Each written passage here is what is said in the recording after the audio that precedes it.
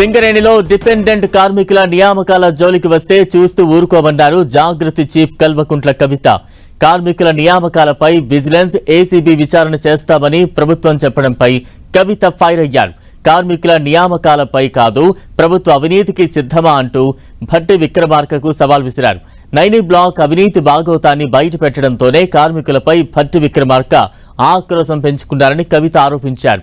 Save Singareni round table సమావేశంలో పాల్గొన్న కవిత ప్రభుత్వంపై మండిపడ్డారు. ప్రభుత్వంలో ఉన్నటువంటి పెద్దలు, ముఖ్యంగా మైన్ శాఖ మంత్రిగా ఉన్నటువంటి ఉప ముఖ్యమంత్రి గారు భట్టి గారు మొన్ననే నైనీలో కుంభకోణం చేద్దామని కాంగ్రెస్ ప్రభుత్వం ప్రయత్నం చేసింది. మనందరం ఎదురు తిరిగే వరకు సచ్చినట్టు తోక ముడిసి ఆ కుంభకోణాన్ని క్యాన్సిల్ చేసుకోవాల్సిన పరిస్థితి వచ్చింది.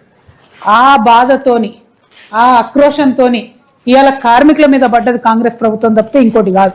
నైనీలో మేము కోట్లు దోసుకుందామంటే వీళ్ళు అడ్డం పడ్డరు ఏంది అని చెప్పి 13,000 మంది కార్మికులు ఎక్కువ ఉన్నారని భట్టి విక్రమార్క గారు అసెంబ్లీ సాక్షిగా ప్రకటించడం అన్నది నిజంగా సిగ్గుచేటు. అంటే మీకు సింగరేణి మీద ఏమాత్రం అవగాహన లేదు, ప్రేమ లేదు, ఏమాత్రం కూడా సింగరేణి సంస్థను కాపాడాలి, ముందుకు తీసుకోవాలన్న ఆలోచన లేదన్నది స్పష్టంగా అర్థమవుతున్నది.